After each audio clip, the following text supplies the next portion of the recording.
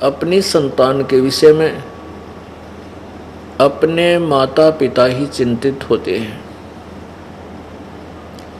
अन्य मित्र, कोई रिलेटिव, रिश्तेदार दुखी अवश्य होता है, लेकिन जितना माता पिता को कष्ट होता है इतना अन्य को नहीं होता। ये यथार्थ बात है। तो हम कबीर परमेश्वर जी के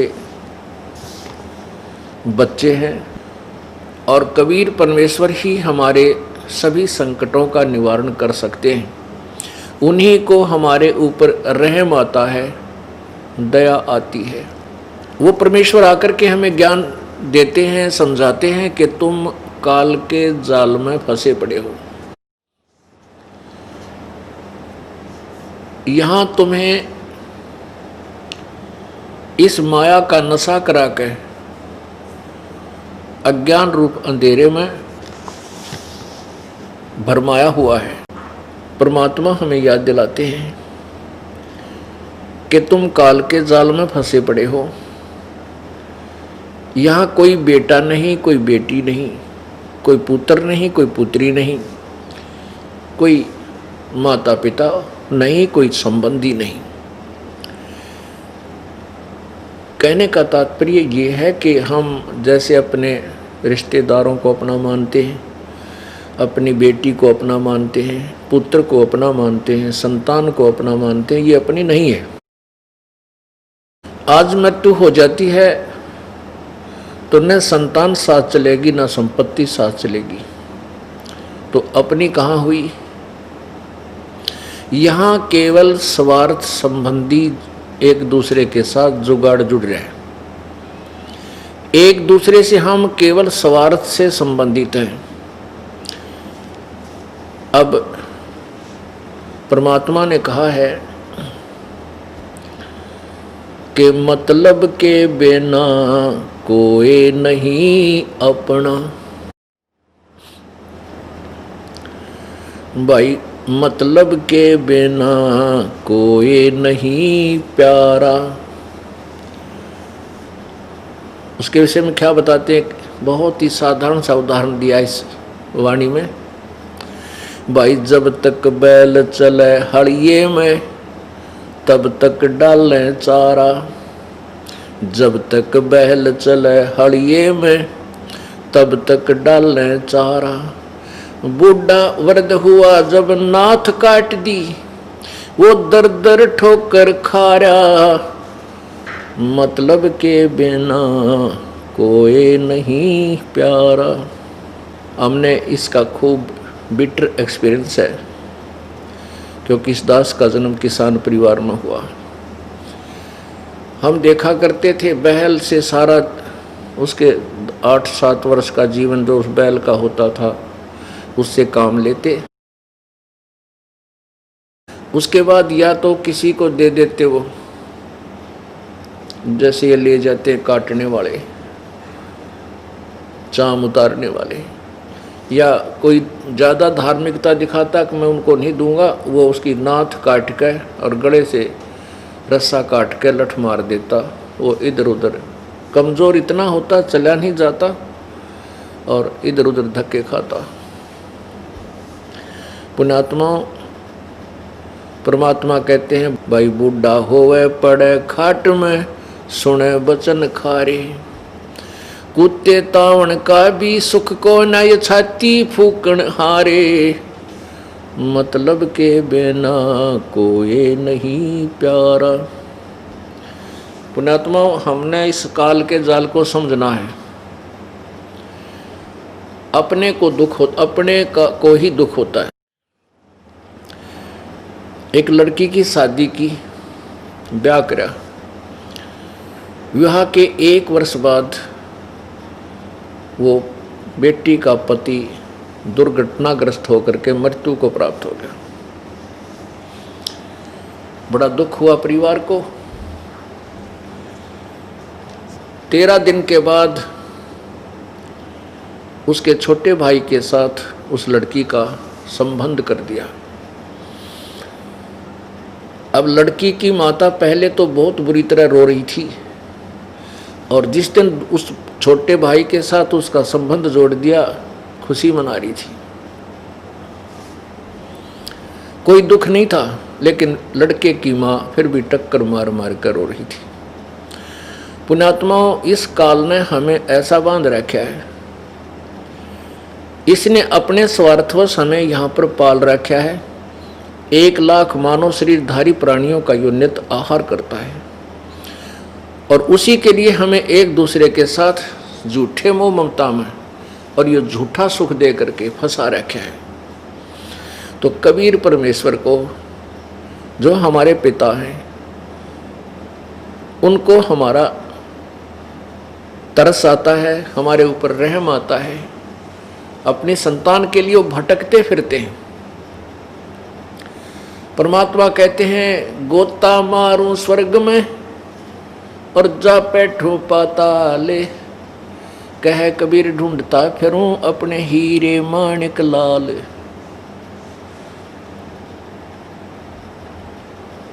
जो बच्चा गौ की नजर में न्यू साईं को संत, भक्तों के पीछे फिरे वो भक्त वत्सल भगवंत। हमारे सभी संकटों का निवारण कबीर परमेश्वर ही कर सकता है, वो सुप्रीम पावर है। एक समय की बात है, उत्तर प्रदेश के, अपने उत्तर प्रदेश राज्य में, स्टेट में एक मगहर स्थान है, मगहर नगर है। मगहर नगर जो है, जो गोरखपुर शहर है, गोरखपुर गीता प्रेस गोरखपुर के नाम से जो प्रसिद्ध है, उस गोरखपुर से 25 किलोमीटर की दूरी पर है। उस मगहर, वो उस समय मगहर रियासत थी। उस रियासत का नवाब बिजली खान पठान था। बिजली खान पठान था, और वहाँ पर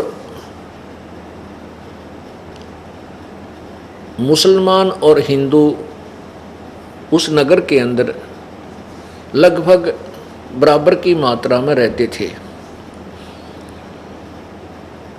वहाँ पर एक दुर्भिक्ष गिरा, दुर्भिक्ष, अकाल पड़ गया।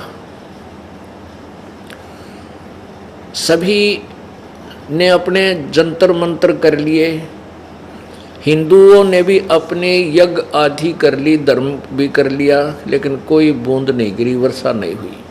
त्राही त्राही मच गई, बहुत बुरा हाल हो गया। किसी व्यक्ति ने वहाँ के नागरिकों को बताया कि काशी के अंदर एक बहुत बड़े महान संत रहते हैं, बहुत ही सिद्धि युक्त हैं। यदि वो प्रसन्न हो जाएं और वो आकर के आपके ऊपर रहम करें तो वर्षा हो सकती है। उनका नाम कबीर है। कबीर नाम है उन महापुरुष का। यदि वो आ जाएं और उनसे आप जाकर प्रार्थना करो तो आपका संकट निवारण हो सकता है। इस बात का ज्ञान बिजली खां पठान नवाब को हुआ, क्योंकि उस समय तो सबकी घी बन जाती है। पुण्यात्मा, जब तक परमात्मा राजी है, समय पर वर्षा हो रही है और टाइम पर टूक मिल रही, हमारे को भोजन मिल रहा है, तब तक तो हम आंडी पाका हैं, दारू पीवे, घुट्टी लावा, कदे नो के नमक ठीक को ना सब्जी में ला के शराब की घूंट। अब जैसे शराबी शराब पीता है और शराब पी के आता है, अब उसकी पत्नी के पहले जाडा चढ़ ले, जब वो शाम न घर न आवे, पता लग जाता है कि वो आते कुकर्म करेगा, को बर्तन फोड़ेगा, कि मेरी देह ही तोड़ेगा। तो बेचारी अपनी तरफ से सारे काम सेट रखती है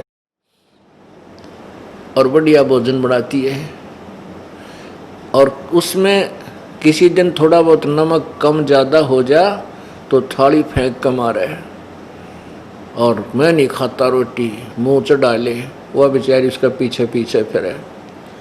कहने का भाव यह है कि हमने बकवाद इतने बावे हैं जब तक हमें समय पर रोटी मिल रही है। और भगवान रूस गया और वर्षा होनी बंद होगी। जिस साइंस पर आज ये आध्यात्मिक ज्ञानहीन व्यक्ति गर्व करते हैं कि कहाँ है भगवान, आज साइंस ने ये खोज कर ली, आज साइंस ने ये खोज कर ली, साइंस ने के खोज कर ली, भगवान के दिए हुए पदार्थों पर इन्होंने अपनी तगड़मबाजी, वो भी परमात्मा की ही दया से बुद्धि इनको दी गई है। जो इस कलयुग में देना मालिक ने था वही बनवाया है। इस युग को कलयुग इसलिए कहा गया है कि इसमें मशीन, मोटर मशीन से ही कार्य हुआ करेंगे। ये पहले से ही ऋषियों के द्वारा नॉमिनेटेड था ये युग कि इसमें मशीन की जो है ना उत्थान होगा, मशीन का, मशीनरी का, और वो परमात्मा ही करवाता है। और हम इसको थोड़े से आकाश में जहाज के द्वारा उड़ जाने मात्र को ये मान लेते हैं कि भगवान नहीं है। ये हमारी महामूर्खता है।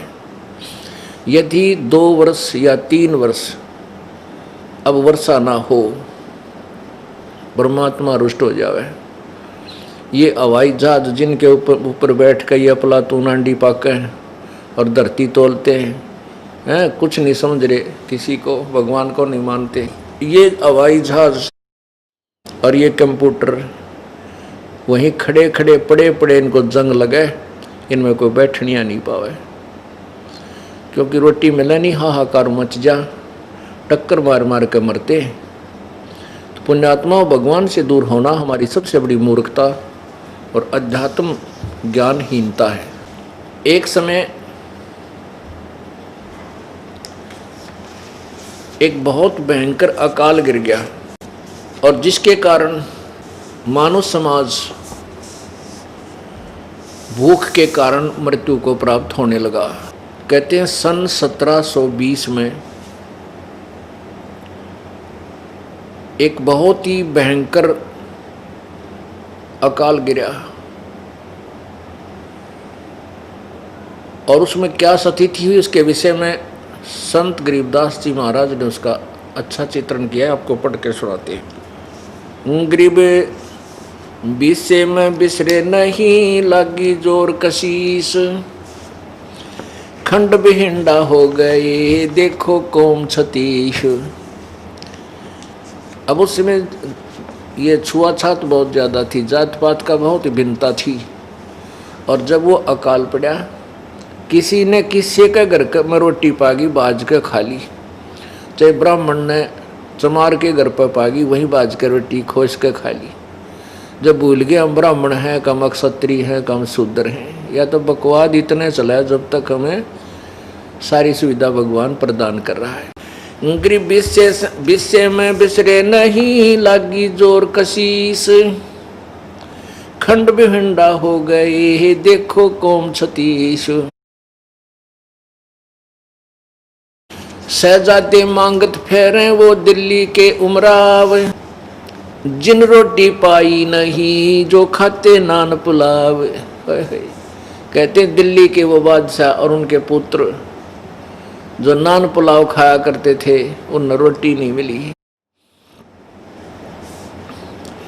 शहजादे मांगत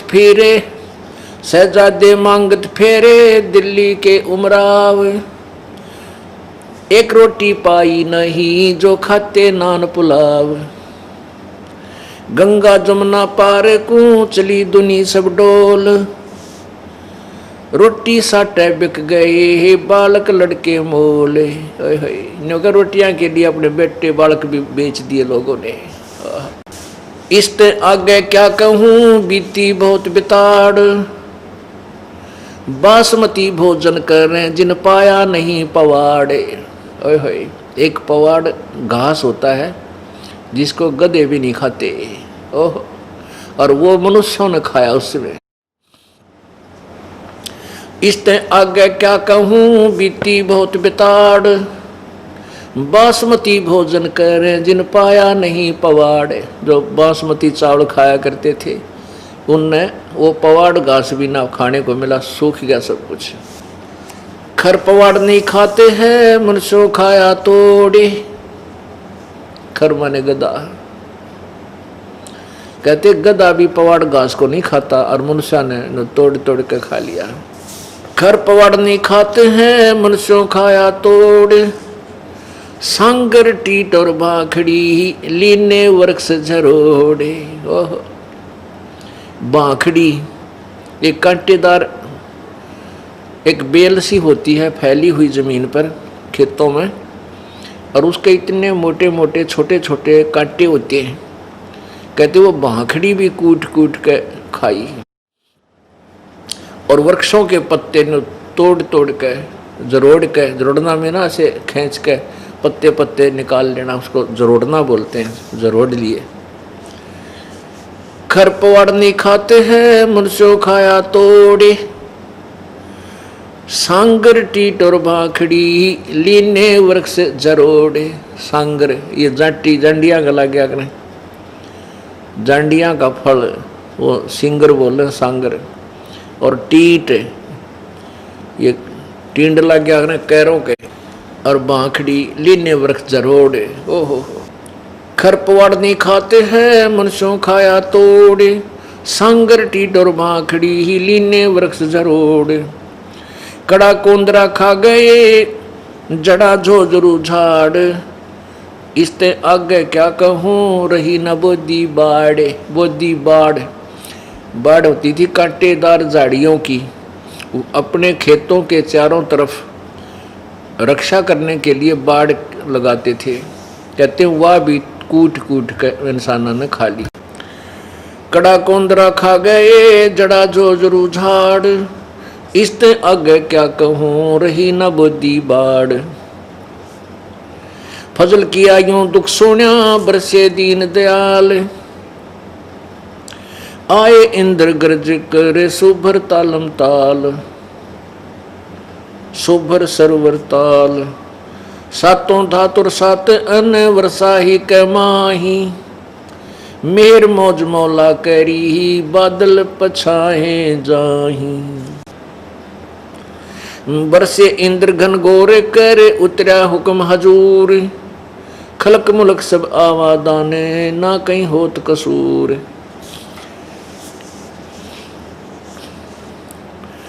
ये बीसे की बातां हैं लगा 21 ऐन।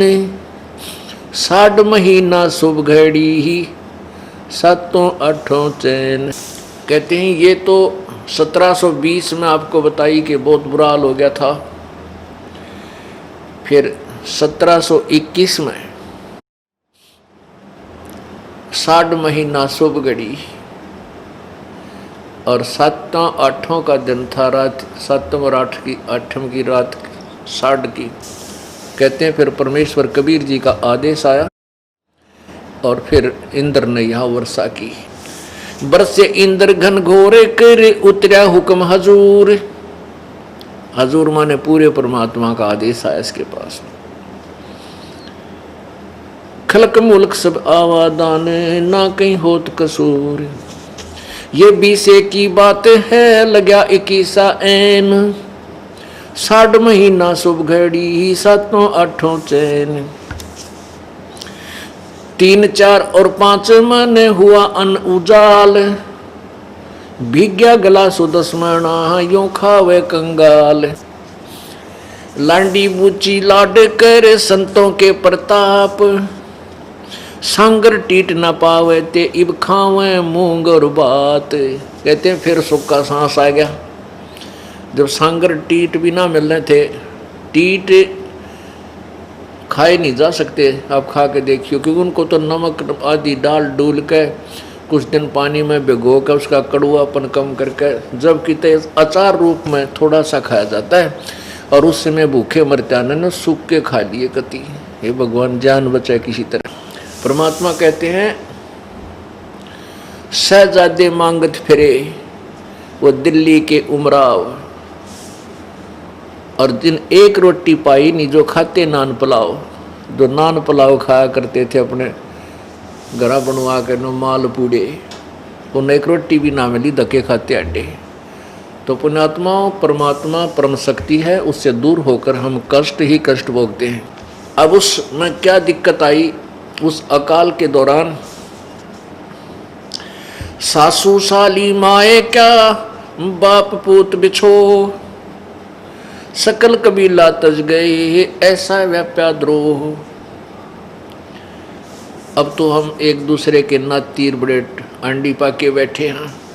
कहते उसमें सभी नाते रिश्ते भूल गए, माँ बाप भी कहीं, बाप कहीं भाग रहा रोटी के लिए, पिता बेटे किधर भाग गए, कोई टूक की तरह कुछ मिल जाए खान पीने को, माँ कहीं। पुण्यात्माओं, इसे गंदे लोक में हम रह रहे हैं। यहाँ पर ना जाने कितनी आपत्तियाँ एक सेकंड में आ जाए, और हम उस लोक को छोड़ाए जहाँ आपत्ति नाम की चीज़ नहीं। अब जब तक हम वहाँ नहीं जानेंगे, इतना यहाँ सुख हो नहीं सकता।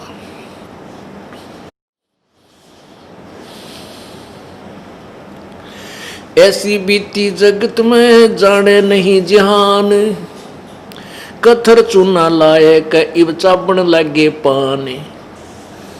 अब उस समय तो ऐसी दुर्गति हुई थी, अब भूल गई है दुनिया, और कहते उस समय इब यो चूना और कत्था ला के पान खान लागे, बकवाद करें। बता, पान के पेट भर कोरी बकवाद।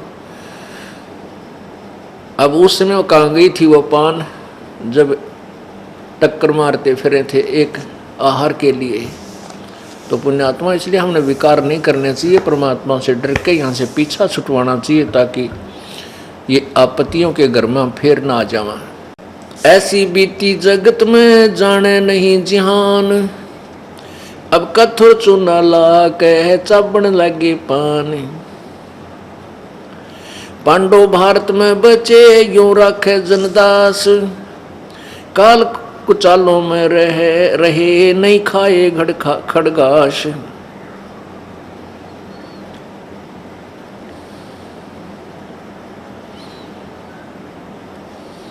पुण्यात्माओं, इसके साथ साथ एक निर्णय और दिया है परमेश्वर के प्यारी आत्मा गरीबदास जी ने, परमेश्वर से प्राप्त उस तत्व ज्ञान के आधार से।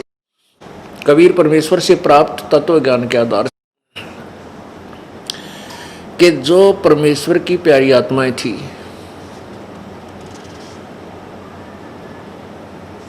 अर्थात पिछले पुण्य जन्म कभी किसी जन्म के परमात्मा कबीर जी के साथ थे, उनके ऊपर परमात्मा ने विशेष कृपा की। ऐसी आपत्ति में उन्होंने ये खड़ घास नहीं खाए, उनकी व्यवस्था परमात्मा ने की। अब जैसे महाभारत कितना भयंकर युद्ध हुआ, उसमें पांडवों की रक्षा बनी और सब दुनिया मर गई। ऐसे ही परमात्मा ऐसी आपत्तियों में कबीर परमेश्वर के बच्चों को, कबीर परमेश्वर की जो विशेष आत्माओं को, विशेष कौन सी होती हैं, जैसे वैसे तो हम कबीर जी के सभी बच्चे हैं, सभी उसकी आत्मा है। कीड़ी, हाथी, कुंद, राजा, रंग, महादेव, ब्रह्मा, विष्णु, महेश और हम। विशेष आत्मा वो हैं जो उनकी आज्ञा का पालन करके उनके अनुसार चल रहे हैं। जैसे एक पिता की 5-6 बेटे हैं और 2 पुत्र उसकी आज्ञा का पालन ना करके बकवाद करते हैं, कि तो चोरी करते हैं, कि तो लठ बजाते हैं, कोई झगड़ा करते हैं, तो वो विशेष आत्मा उसके बच्चे नहीं हैं। आत्मा में दुख तो होता है, लेकिन वो उसकी आज्ञा से बाहर जा करके हैं, तो उन पर विशेष ध्यान ना दे करके पिता उनकी तरफ विशेष ध्यान देता है जो उसकी मर्यादा में चल रहे हैं।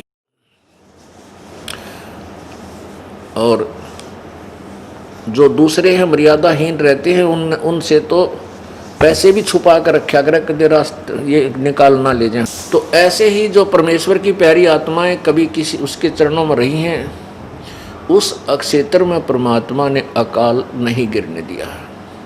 तो यहाँ उसी के विषय में बताते हैं। पांडव भारत में बसे, जैसे पांडव भारत में बचे यूं राखे जनदास, काल कुचालों में रहे नहीं खाए खड़गाश। पुण्यात्माओं, हम भूल जाते हैं परमात्मा को थोड़ा सा सुख होते हैं, इसलिए परमेश्वर कहते हैं इस झूठे सुख को सुख है ये मान रहा मनमोद। अकाल गिरने से पहले धरती तोलने थे और फिर कैसी दुर्गति होगी, टक्कर मारते मेरे, ना कोई भाई साथ रहा, ना कोई रिश्तेदार साथ रहा, ना कोई संबंधी टोया पाया।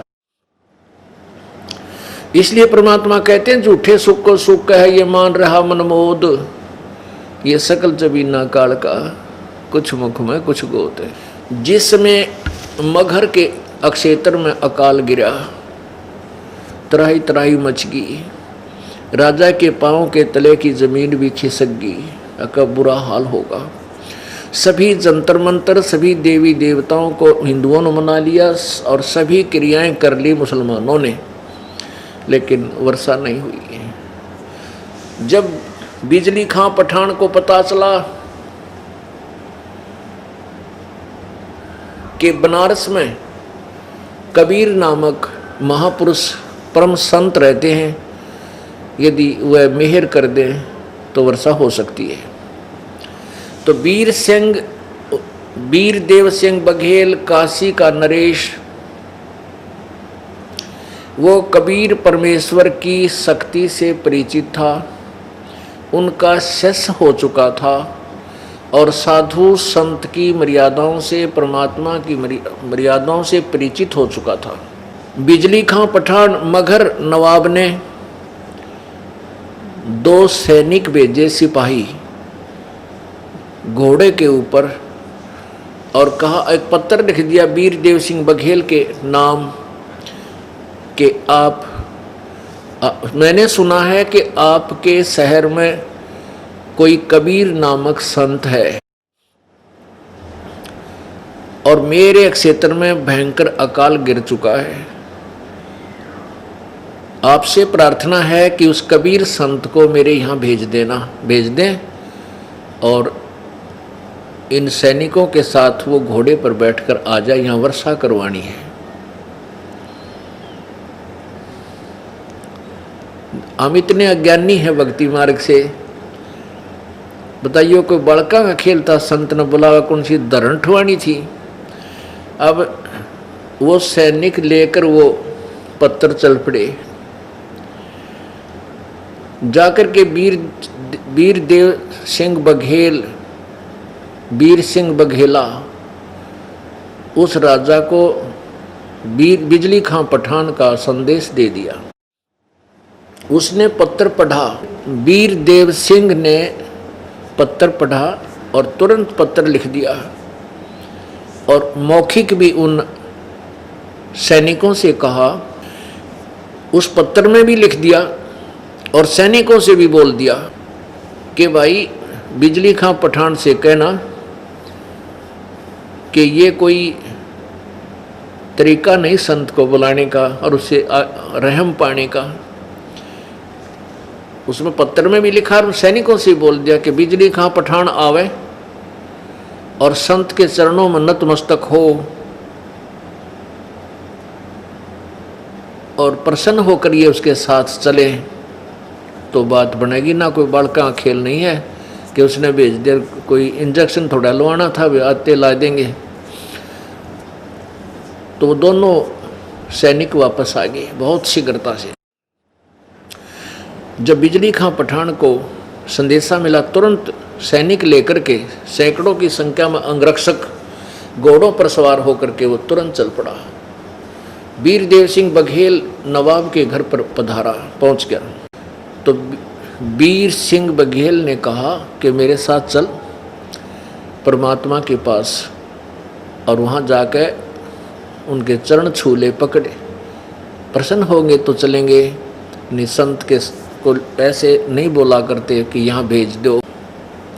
तो बिजली खां पठान और वीर सिंह बघेल दोनों राजा वहाँ पहुँचे, परमात्मा को प्रणाम किया, क्योंकि वीर सिंह बघेल कबीर परमेश्वर के शिष्य थे। परमेश्वर ने पूछा कैसे आना हुआ राजन? दास की कुटिया पर। वीर सिंह बघेल ने दंडोत प्रणाम करके उठकर कहा, प्रभु ये बिजली खां पठान मगहर के नवाब हैं, आपसे कुछ प्रार्थना करने आए हैं, मेरा ये मित्र है।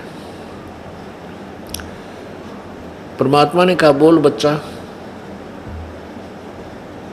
क्या आदेश है?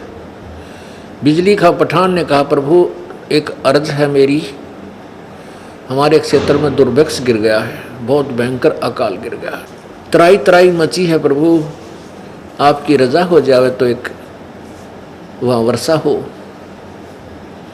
पुण्यात्माओं, उन ब्राह्मणों ने, उन हिंदुओं ने जो वहाँ मगहर में निवास करते थे, सब पत्रे पुत्रे देख लिए थे और भविष्य वक्ताओं से, भविष्य के जानने वाले, भविष्यवाणी करने वालों से भी संपर्क कर लिया था। अब ये जो कुछ संत इस टाइप के होते हैं, उनकी समाधि ऊपर धर्मराज के दरबार में पहुंच जाती है, उनकी आत्मा, शरीर यहीं रह जाता है, वो समाधिस्थ होकर के, और वहाँ जाकर के वो उस अक्षेत्र का अकाउंट देख लेते हैं कि इस क्षेत्र में वर्षा इस समय में होगी या नहीं, ऐसा कोई प्रारब्ध है या नहीं। ये पूर्व निर्धारित है जहाँ पर फलडाणी है या कहीं पर ऐसा यानी सूखा गिरना है, जो कुछ भी।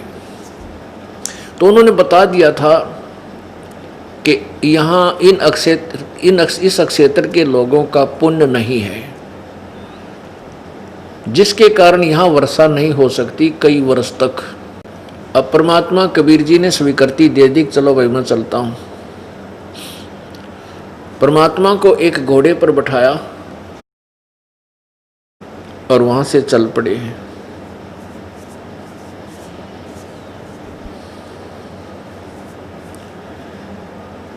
जब रास्ते में आ रहे थे तो वहां एक नाथ जी, वैसे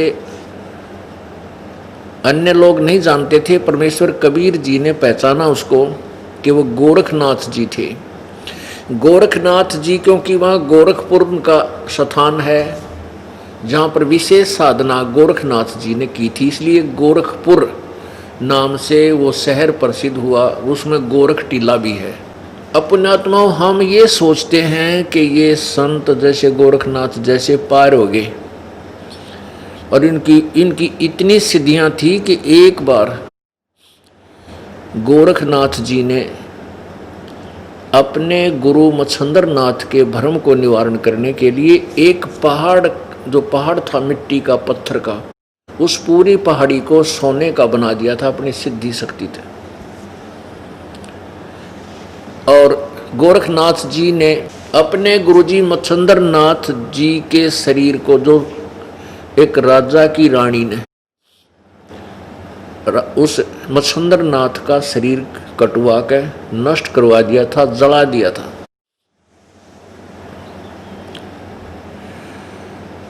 और मच्छंदर नाथ जी उस रानी के, राजा के मृत शरीर में प्रवेश करके और वहां रह रहा था।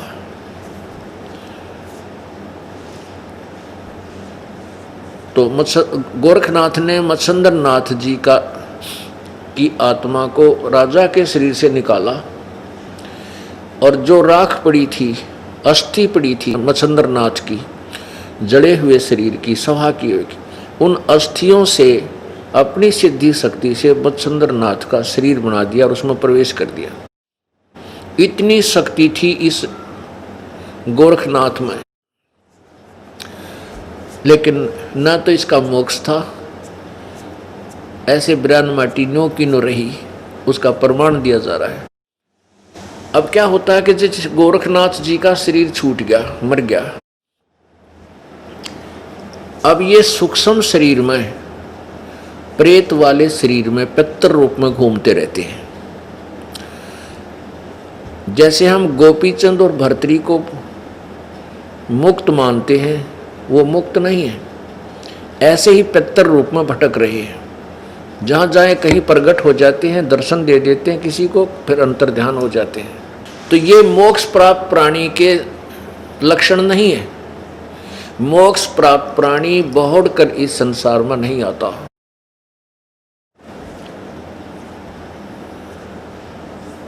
तो गोरखनाथ जी के वहाँ गोरखपुर 25 किलोमीटर था। अब वो उसने सोचा कि यहाँ दुर्भिक्ष गिर गया और ये किसी संत को बुलाने गए हैं,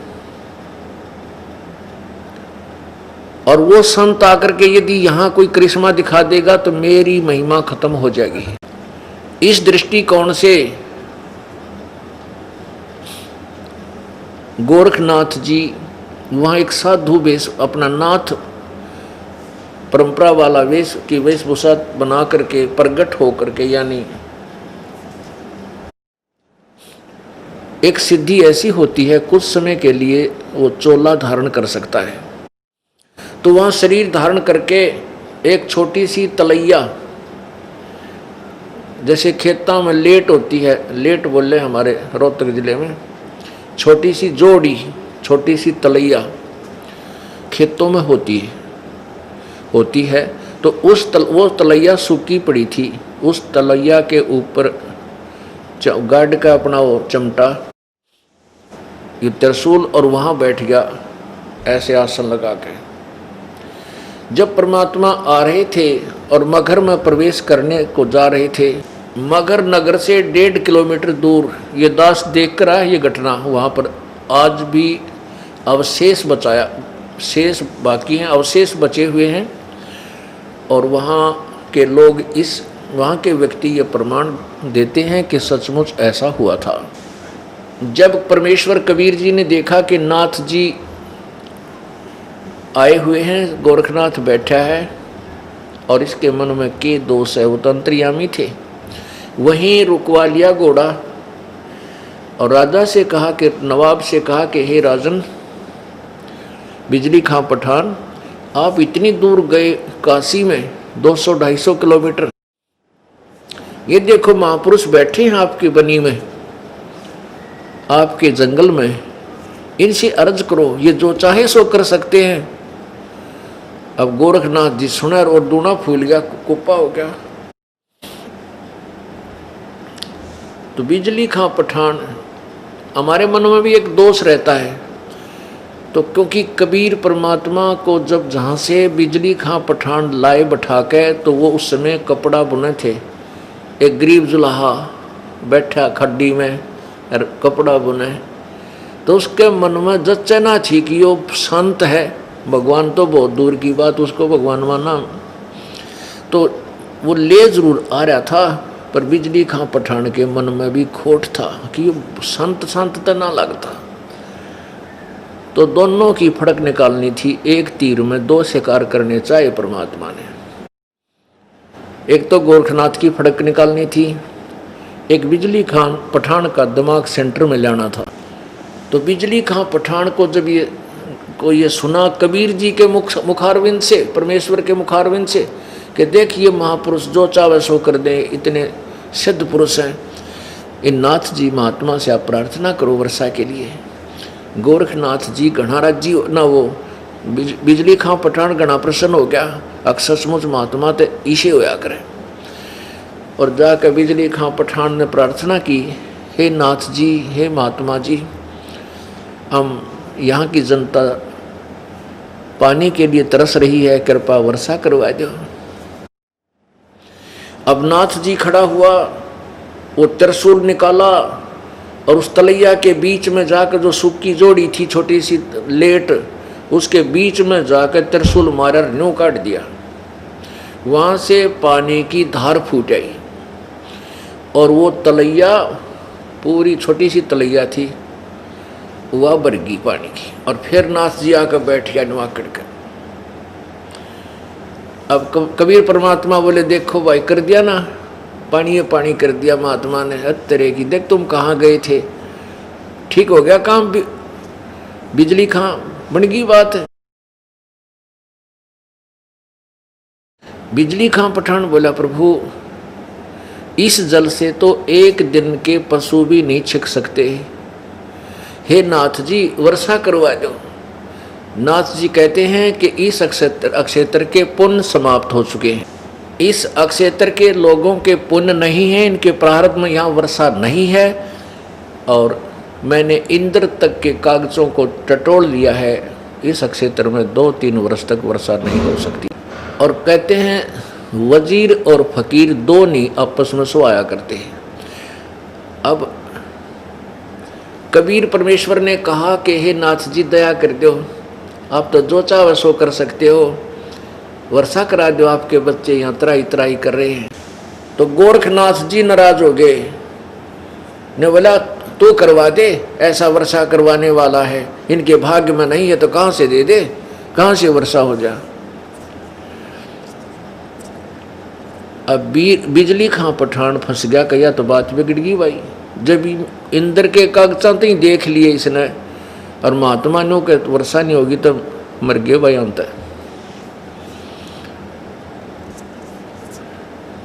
तब बिजली खां पठान को चिंतित देखकर परमेश्वर ने कहा कि आप जाओ सभी यहाँ से अपने नगर को जाओ, और परमात्मा जहाँ वो गोरखनाथ जी बैठे थे उससे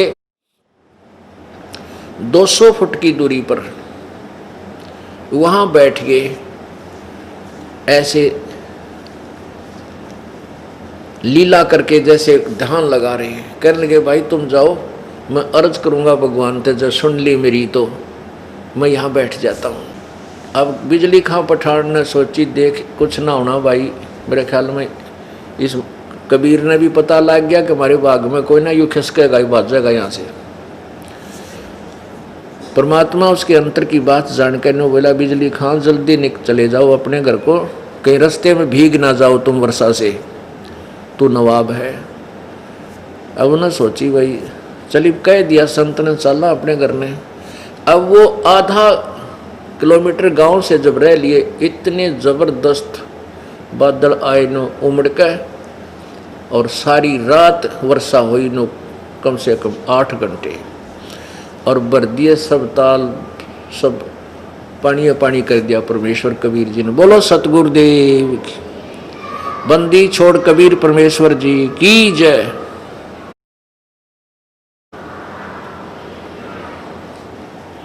अब सारा गांव उमड़ के उस वर्षा में बरसते में उल्टे आगे वह कितके घर गाँव थे, और परमेश्वर के चरणों में बाल बच्चों समेत वहीं आके गिर गए। घर पर चलो परवरदिगार, हमारे गांव चलो परवरदिगार। परमात्मा बोले ये तुम्हारे भाग्य में नहीं था, ये इस दास की अर्ज सुनी है मेरे पूर्ण परमात्मा ने, यानी खुद ही डबल रोल कर रहे थे। परमात्मा बोले कि मैं तुम्हारे नगर में चलूँगा इस शर्त पर, इस कंडीशन पर कि तुम हिंदू और मुसलमान मेरा उपदेश लोगे, मेरे शिष्य बनोगे। परमात्मा ने कहा ये तो एक आपत्ति थी, ऐसी ऐसी ना जाने कितनी आपत्ति तुम्हारे अंदर आएंगी, उनको भी दूर करूंगा। अब इतनी समर्थता देख के पूरे नतमस्तक हो गए, प्रभु जैसे आप कहोगे वैसे ही कर लेंगे। तब परमात्मा कबीर जी ने उनके नगर में प्रवेश किया। हिंदू और मुसलमानों को दोनों को संदेश दिया। हिंदू और मुसलमान दोनों ने परमात्मा की शरण ग्रहण की। बिजली खां पठान भी उनका शिष्य बन गया।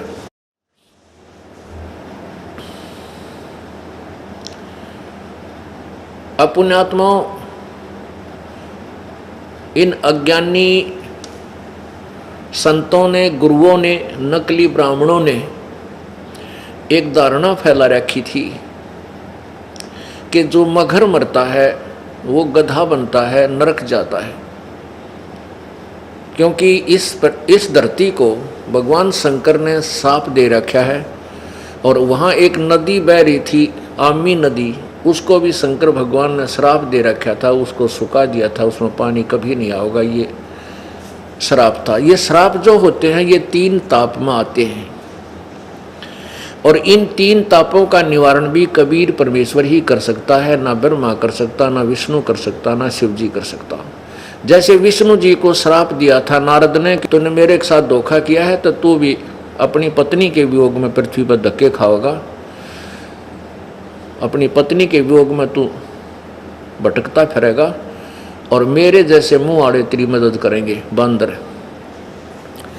तो नारद के श्राप को, उस 3 ताप को विष्णु नहीं काट सका, उसको भोगना पड़ा। रामचंद्र रूप में जन्म हुआ, राजा दशरथ के घर जन्म हुआ, सीता जी का अपहरण हुआ और पूरा जीवन दुख ही दुख में। फिर रावण को मार के सीता को वापस लाए, आते सीता ने घर से निकाल दी। अंतिम सांस तक अपनी पत्नी के वियोग में मर गया, रामचंद्र जी का अंत हुआ। तो विष्णु जी भी अपने 3 ताप को नहीं काट सके तो औरों के काटेंगे। तो परमात्मा कहते हैं, गरीबदास जी ने कहा कि तुम कौन राम का जपते जापम, और ताते कटे ना तुम्हारे 3 तापम। अब 3 ताप, जैसे किसी का पितर रुस गया, किसी का भूत आकड़ गया, किसी का कुछ और आपत्ति आ रही है, ये 3 ताप के अंतर कोई देवता रुस रहा है। इन 3 तापों की आपत्ति को भी कबीर परमेश्वर ही दूर कर सकता है और कोई नहीं कर सकता।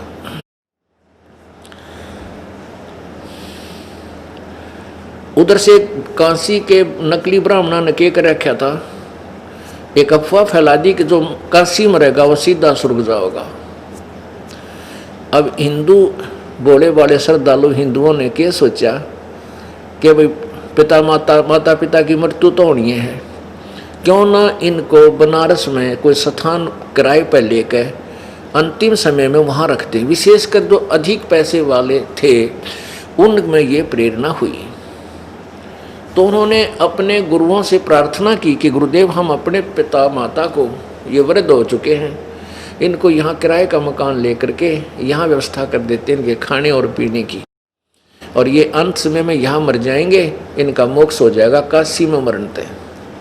अब उन नकली गुरुओं, वो तो स्वार्थी लोग थे, वो ब्राह्मण स्वार्थी थे, उन्होंने मीटिंग की कि भाई बहुत से लोग यहाँ अपने माता पिता को छोड़ने लगे मोक्ष के लिए, क्यों ना हम इनको अपने घर पर रख लें, अपने यजमानों को।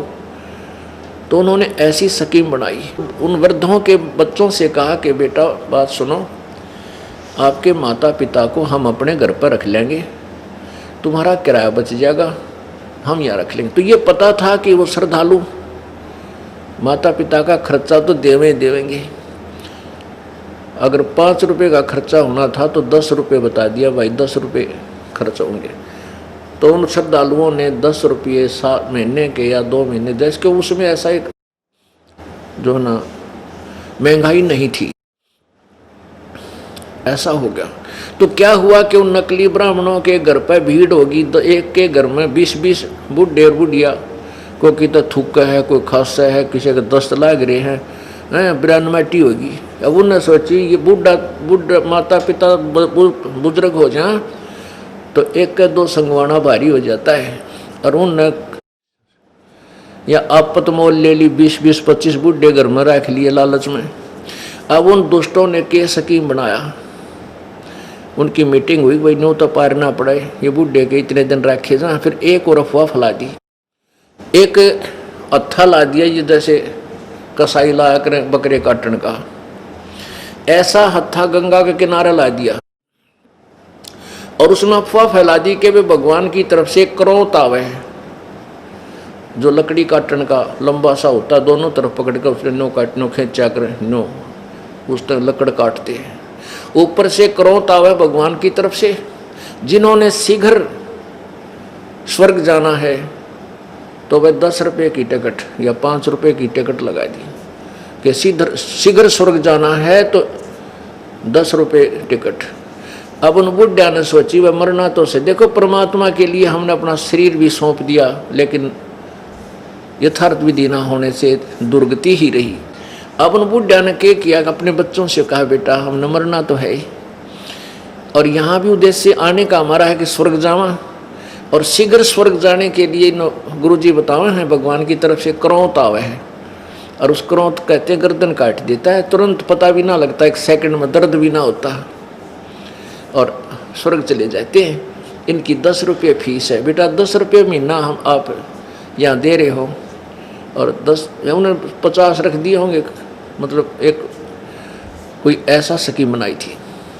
तो उन माता पिता के कहने से, वैसे तो बच्चे नहीं अलाउड करते अपने माँ बाप को मरवाना, लेकिन माता पिता की प्रार्थना पर स्वर्ग जाने की इच्छा से तो उन्होंने वो फीस देनी शुरू कर दी अपने माँ बाप कटवाने के लिए। उन गुरु नकली झूठे इन कपटी गुरुओं की बात में विश्वास करके तो वो क्रोध ला दिया, वहाँ वो भी कटवाना स्वीकार कर लिया। हमने ऐसा जुल्म किया इन लोगों ने। तो परमात्मा कहा करते थे कि भाई